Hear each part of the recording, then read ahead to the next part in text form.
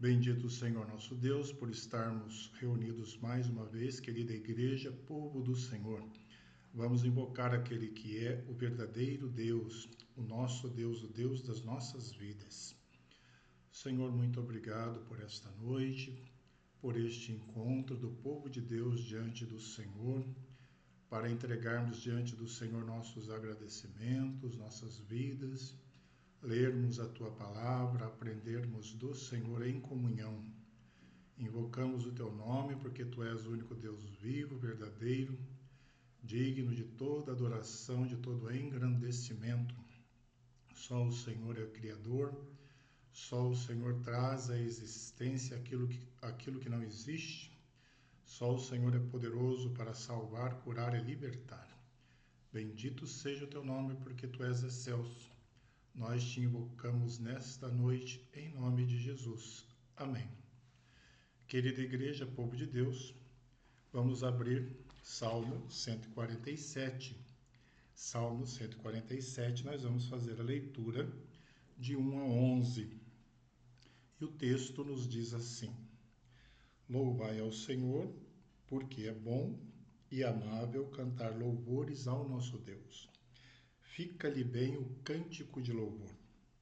O Senhor edifica Jerusalém e congrega os dispersos de Israel.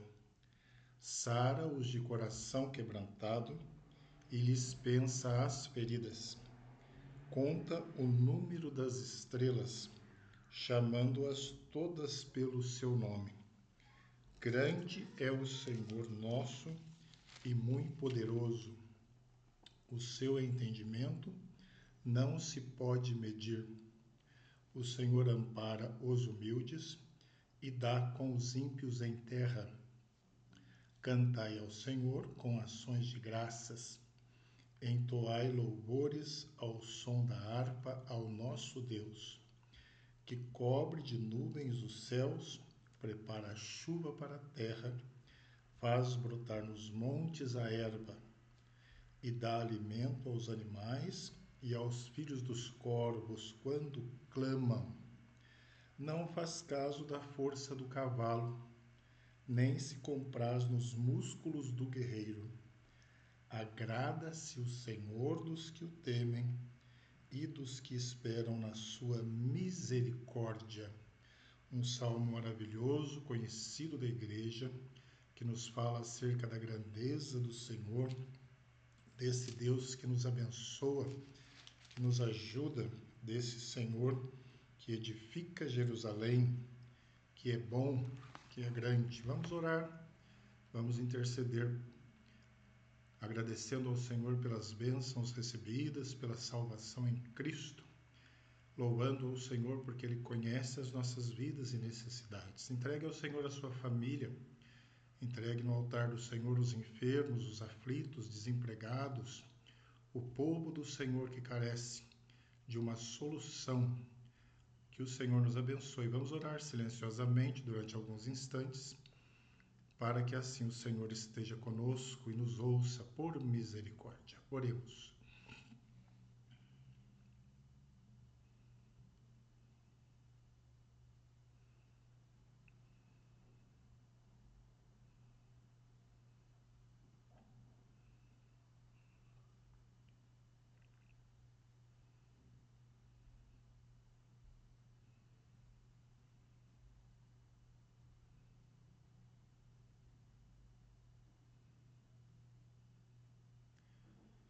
Senhor grandioso, soberano, nós estamos na Tua presença e te agradecemos por tudo que o Senhor tem nos dado, pela salvação em Cristo Jesus acima de tudo, também pela graça, pela luz do Senhor em nossas vidas, pelas bênçãos do Senhor conforme vemos no texto. O Senhor faz chover, faz as plantas brotarem, o Senhor nos dá o alimento, o pão de cada dia. Bendito o Teu nome. Louvado o Teu nome por tudo que o Senhor tem feito por nós. Quantas bênçãos em nossos caminhos, famílias, diante das nossas necessidades. O Senhor tem sido bondoso. O Senhor tem, ó Pai, operado grandiosamente. Bendito seja o Senhor. Entregamos no Teu altar neste momento as famílias, as vidas dos nossos irmãos e irmãs, que o Senhor abençoe os lares, aqueles que estão presentes nesta reunião, também aqueles que não puderam estar, que o Senhor conduza em graça, em luz, em bênçãos, conduzindo o teu povo à vitória, à luz, ó Deus, abençoando aos enfermos, concedendo a tua graça restauradora. O Senhor conhece aqueles que estão nos hospitais, nas camas, em diversas situações, ó Pai, em quantas doenças, muitas delas incuráveis aos olhos humanos. Mas o Senhor é poderoso e soberano, o Senhor é infinito. Abençoe, Senhor, os enfermos, abra as portas de trabalho aos desempregados, olhe e tenha misericórdia dos desenganados, aflitos, dos que estão, ó Deus, desanimados. Fortaleça na fé o teu povo. Visita as famílias da tua igreja, unindo em Cristo Jesus, fortalecendo o Senhor no Evangelho e na palavra do Senhor. Abençoe a nossa igreja, os líderes, pastores da nossa igreja, povo do Senhor que se reúne. Conceda graça às famílias da nossa igreja, fortalecendo pelo teu poder, assim como o povo de Deus espalhado neste mundo, que o Senhor esteja animando, fortalecendo, protegendo. Conceda a tua bênção e a tua graça na obra missionária, irmãos espalhados em campos, em tribos, povos e nações. A igreja do Senhor muitas vezes presa, perseguida e sofredora, mas que o Senhor esteja junto, livrando, libertando, dando a tua graça, Senhor. Visita, nós te clamamos, o teu povo. Aceita as orações desta noite, das famílias, dos irmãos, irmãs. Receba no teu altar a adoração, ó Pai, porque nós louvamos o teu nome por tudo que o Senhor tem feito por nós. Nos ajude na meditação desta noite e esteja conosco. Nós oramos em nome de Jesus Cristo. Amém. Irmãos e irmãs, nós vamos numa segunda leitura, abrirmos em João capítulo 4, e vamos ler dos versículos 19 a 24. Nós temos aí a mulher de Samaria, a partir do capítulo 4, texto conhecido da igreja, mas nós leremos a partir do versículo 19, no diálogo acerca da verdadeira adoração entre Jesus e aquela mulher samaritana. A partir do versículo 19 nós temos: Senhor, disse-lhe a mulher, vejo que tu és profeta.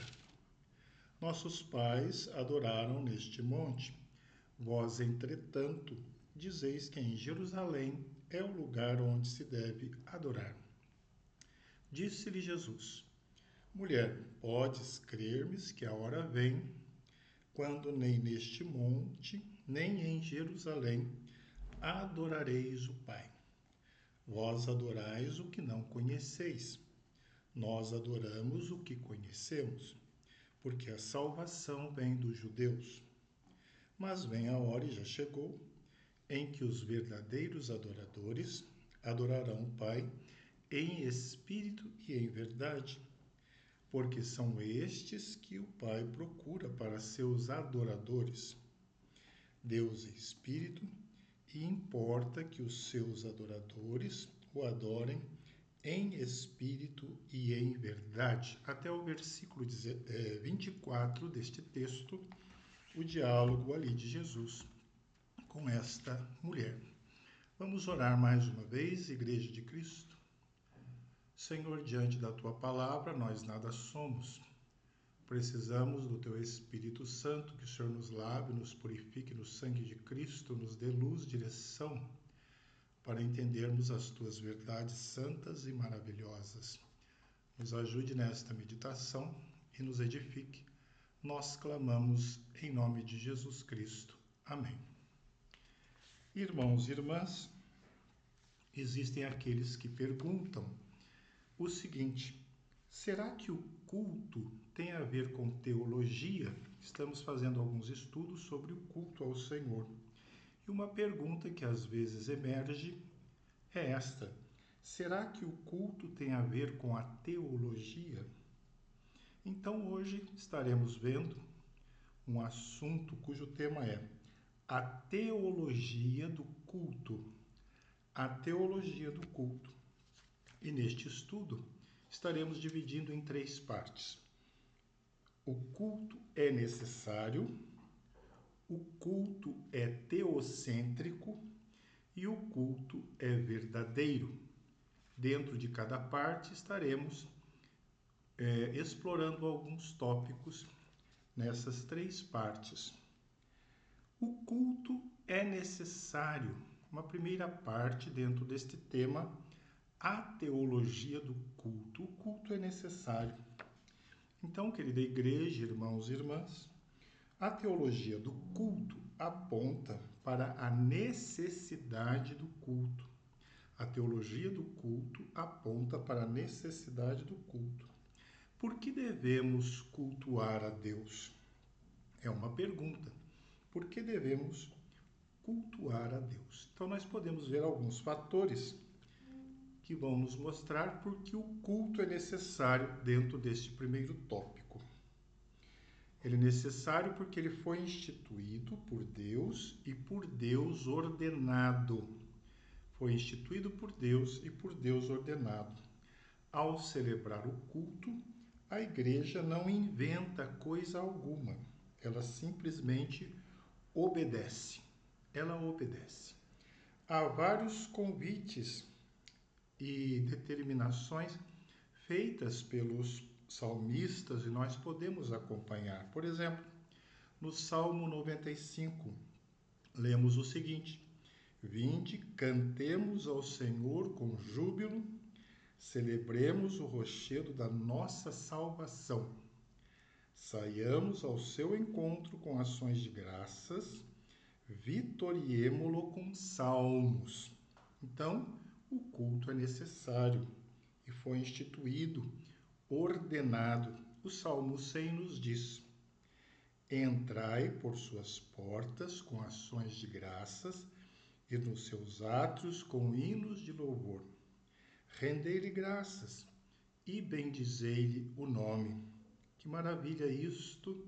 Temos da parte do Senhor a explicação da necessidade do culto que foi instituído e os salmistas, servos do Senhor, nos apontam. Temos também no Salmo 147, que foi a primeira leitura feita nesta noite. Diz-nos assim: Louvai ao Senhor, porque é bom e amável cantar louvores ao nosso Deus. Fica-lhe bem o cântico de louvor. Olha, preste atenção nisso. Fica-lhe bem o cântico de louvor. Ao Senhor fica bem o cântico de louvor. Isso está no Salmo 147, versículo 1, que lemos no início do nosso culto. Então, por que o culto é necessário? Estamos vendo alguns fatores dentro desse primeiro tópico. Ele também foi confirmado pelo Senhor Jesus Cristo. Nós lemos em Mateus: Ao Senhor teu Deus adorarás e só a Ele darás culto. Palavras de Jesus. Ao Senhor teu Deus adorarás e só a Ele darás culto. Você tem adorado apenas ao Senhor? Eu tenho dado culto apenas ao Deus único e verdadeiro, conforme as palavras de Jesus? Mas nós temos também que o culto é necessário porque é uma evidência da salvação e da libertação. Você foi salvo, você foi liberto por Jesus e pelo Senhor. E a alma salva e liberta quer cantar, quer adorar. A primeira coisa que os israelitas fizeram após a travessia do Mar Vermelho foi cantar, adorar. Isso está em Êxodo 15. A melhor confirmação disso são aqueles que, conforme a narrativa dos evangelhos, foram objeto de milagres de Jesus. Nós temos, por exemplo, o paralítico, a mulher enferma, o leproso, o cego de Jericó. Todos eles louvaram e adoraram a Deus após terem recebido bênçãos do Senhor, o toque do Senhor. O culto é necessário porque é um dos meios de evangelização. A maioria das pessoas tem entregado sua vida a Jesus em um domingo à noite ou em um dia de culto, de adoração a Deus. Aqui vale ressaltar que o Senhor Deus, usa não somente a pregação, mas todos os atos culticos, como cânticos, testemunhos, a comunhão entre os irmãos e outras coisas para evangelizar as pessoas durante o culto, durante o encontro do Senhor. Mas, irmãos e irmãs, nós podemos perceber também que o culto é necessário dentro deste primeiro tópico que estamos vendo, a teologia do culto. Primeiro tópico, o culto é necessário porque é um dos meios de comunhão fraternal. A maioria dos crentes encontra seus irmãos em Cristo no culto, nas reuniões. É o principal evento de uma igreja evangélica e, por isso, torna-se naturalmente o momento de maior encontro. Então, nos momentos em que nos reunimos, ali nós podemos estar em comunhão com o Senhor. Podemos perceber também que o culto é um dos meios de crescimento espiritual do corpo de Cristo. Quantas vezes você foi alimentado, cresceu espiritualmente nos momentos de culto, nos encontros fraternais da igreja? A palavra de Deus assim alimenta o povo de Deus. E como em todo processo alimentar, a nutrição é o objetivo principal. E temos ali a nutrição espiritual. O crescimento vem através de todos os atos do culto. Então, todos os atos do culto, eles promovem o crescimento espiritual do corpo de Cristo. E nós podemos ver ainda outro fator dentro da ideia do culto necessário, é que é um dos meios de obedecer aos mandamentos da palavra do Senhor. É ali que você conhece o que o Senhor quer, o que o Senhor requer. O culto proporciona o momento e o local ideal para o povo de Deus obedecer aos mandamentos da palavra, tais como louvor, dízimos, ofertas, intercessão, oração, meditação, estudo da palavra, evangelização, exercício dos dons, serviço, ensino, entre outros. Que grandeza isso! Que beleza entendermos isso. Então, dentro desse primeiro aspecto, estamos vendo a teologia do culto. O culto tem teologia. Qual a teologia do culto? E nós estamos vendo aqui, dentro desse princípio, respondendo essas questões, a teologia do culto, que o culto é necessário. O primeiro aspecto, dentro desse nosso estudo nesta noite. Mas o segundo ponto, o culto é teocêntrico. Vamos ver alguns aspectos desse segundo ponto. Primeiro ponto, o culto é necessário. O segundo, o culto é teocêntrico. As pessoas podem cultuar várias coisas e até o próprio homem. Mas o crente em Jesus cultua a Deus que o criou, fez os céus e a terra. Então, repetindo, as pessoas podem cultuar seres, o próprio homem, outros deuses, mas o crente em Cristo cultua o Deus verdadeiro. Deus é o centro, ele está no centro. Disse Martinho Lutero o seguinte: ter um Deus é cultuá-lo. Vou repetir, Martinho Lutero disse: ter um Deus é cultuá-lo. Nas palavras do hino que conhecemos e cantamos, nós dizemos: Deus está no templo, Deus está no templo. Pai onipotente, aos seus pés nos humilhamos e que sempre seja assim. aos seus pés nos humilhamos. Santo e compassivo, Deus está no templo. Um hino conhecido dos irmãos. Então nós temos que o culto é teocêntrico. O que quer dizer a palavra Deus? Já que o culto é teocêntrico e Deus é o centro. Na ideia grega, nossa palavra em português Deus vem do grego, então, e o grego nos ensina o significado dizendo divindade suprema.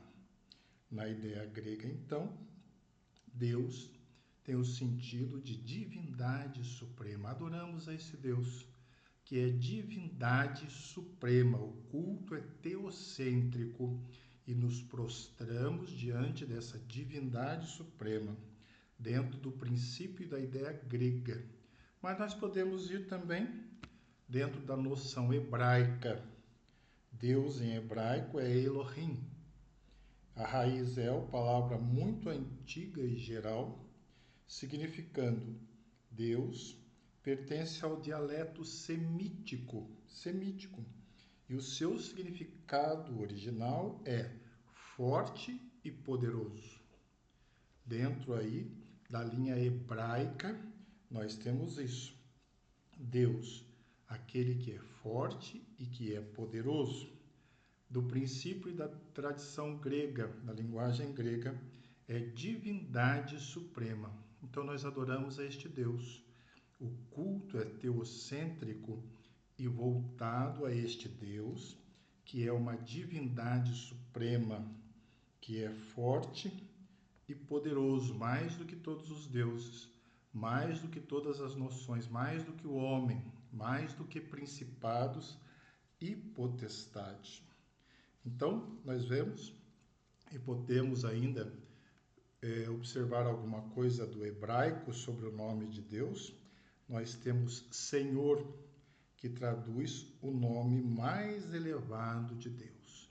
Senhor, o nome mais elevado de Deus, o nome pessoal de Deus, o nome do Deus da aliança. Ocorre milhares de vezes no Antigo Testamento este termo Deus no hebraico, aquele que existe em si. Esse também é um significado. Ele existe em si, ou aquele que faz existir, que dá existência. O conceito principal é o da existência sem uma origem causadora. Deus não teve origem causadora. O que nos lembra João, quando nos diz que o Pai tem vida em si mesmo. O Pai tem vida em si mesmo. Ele não foi criado. Ele é criador, aquele que existe em si, aquele que faz existir. Que maravilha isto! Deus traz a existência, Deus faz existir coisas que não existem. O Senhor é soberano e nós vemos que Deus também é Espírito. Deus é Espírito. Nós aprendemos isso na palavra do Senhor. O culto é teocêntrico, é o segundo aspecto que estamos vendo dentro do assunto a teologia do culto. O culto é necessário, primeiro item. O culto é teocêntrico. Estamos vendo aqui algumas características desse Deus teocêntrico. O centro é o Senhor e ele é Espírito. Deus não é um espírito, mas é espírito, isto é, em sua substância nada há que seja matéria. É espírito só, puro espírito. E espírito também é realidade, mas invisível e imaterial. Dizer que Deus é espírito é o mesmo que dizer que Deus, em sua essência, é incorpóreo e invisível. Então, Deus é Espírito, adoramos a esse Senhor, a esse Deus. Deus é luz. Nós temos isso na palavra do Senhor, o ensino básico. Quando nós lemos que Deus é luz, é que o princípio da santidade e da integridade absoluta do Senhor. Mas nós temos também que Deus é amor. Que bom que Deus é amor. Que maravilha que Deus é amor. Ele é a fonte de todo amor verdadeiro. Quantos deuses são impiedosos dos homens, criados pelos homens, mas o Deus de Israel, o Deus verdadeiro, é amor. É o Deus perdoador, restaurador. Vemos também na palavra e pela palavra do Senhor que Deus é único. Há um só Deus. Nós lemos no texto e na palavra: esta é a verdade que recebe maior destaque em toda a Bíblia. Há um só Deus. E Jesus confirmou isso. Nós podemos relembrar palavras de Jesus quando ele disse em Marcos: ouve, ó Israel, o Senhor nosso Deus é o único Senhor. Ouve, ó Israel, o Senhor nosso Deus é o único Senhor. Então, o culto é teocêntrico, dirigido ao Senhor, que também é uma pessoa. Deus é uma pessoa. O homem foi feito à imagem e semelhança de Deus. O homem tem personalidade e quem o criou tem personalidade também. Em Gênesis, encontramos Deus e o homem logo de início, na mais estreita comunhão. Para que haja comunhão, é essencial haver de ambos os lados personalidade independente. O homem não pode manter comunhão com uma mera influência. Deus não é uma influência, um poder genérico ou uma força qualquer. Deus é uma pessoa. Caracteriza-se a personalidade pelo conhecimento próprio, pela inteligência e pelo sentimento e também pela vontade. A Bíblia ensina que Deus tem essas características. Ele é uma pessoa. Devemos notar a diferença que enquanto o homem tem essas características em grau finito, Deus as tem em grau infinito. Em grau infinito. Então nós temos aí este segundo aspecto do culto. O culto é teocêntrico, irmãos, a este Deus. Então, dentro do tema, a teologia do culto, nós vimos um primeiro aspecto: o culto é necessário. Um segundo aspecto: o culto é teocêntrico. E precisamos entender também um terceiro aspecto, que o culto é verdadeiro. Nós lemos no texto de João, né? Muito importante naquela conversa com a mulher. Sabemos que várias vezes o Senhor Deus rejeitou e desprezou o culto ao seu nome. Nós lemos em Mateus, por exemplo, palavras que dizem: este povo honra-me com os lábios, mas o seu coração está longe de mim. Que, irmãos, possamos estar distantes desta situação. Honrar ao Senhor com os lábios, mas termos o coração distante do Senhor. O exemplo de Caim lá, no início da Bíblia, é um exemplo clássico, né? Nós temos lá que o Senhor não aceitou a Caim e a sua oferta. O que está escrito lá? De Caim e de sua oferta não se agradou. Deus não se agradou.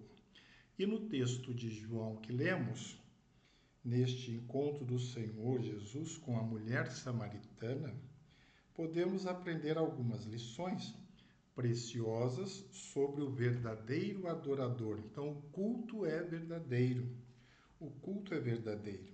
Então, alguns aspectos dentro deste item que o culto deve ser verdadeiro para não ser rejeitado, como foi no caso de Caim.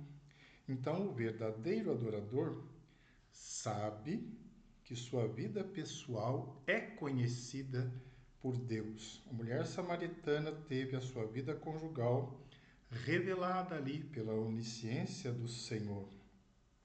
O verdadeiro adorador sabe também que o local de adoração pode muitas vezes ser de pouca importância. Ser de pouca importância, não o local da oração. Quando um judeu e um samaritano conversavam sobre religião, um dos principais pontos em questão das duas comunidades tinha a ver e tinha que ser ventilado sobre onde deveria ser o culto, né? Os judeus em Jerusalém, e ali os samaritanos em Gerizim. O tempo da discussão sobre a preferência do Monte Gerizim ou Sião havia terminado. O Senhor explicou que não é onde, mas é o como. Não é onde, mas é o como. O verdadeiro adorador sabe que o Pai deve ser adorado em espírito e em verdade. Fala-se tanto sobre este versículo, há tantas músicas, mas quão longe muitas vezes estamos. Deus é espírito, nós temos que adorá-lo em espírito e em verdade. Daí a proibição do Senhor das imagens de escultura, a razão do Senhor rejeitar a adoração idólatra. Mas nós temos também que adorar a Deus em espírito significa adorá-lo exatamente como ele é, na sua imutabilidade, infinidade, onisciência, onipotência e onipresença. Concluindo, irmãos, nós temos que Jesus afirmou que o Pai procura adoradores que o adorem em espírito e em verdade. O tema de hoje, a teologia do culto. Nós procuramos explorar e responder. O culto tem teologia, a teologia do culto, e nós, em 3 aspectos, abordamos rapidamente que o culto é necessário, o culto é teocêntrico e o culto é verdadeiro. Que o Senhor nos abençoe e nos ilumine. Amém.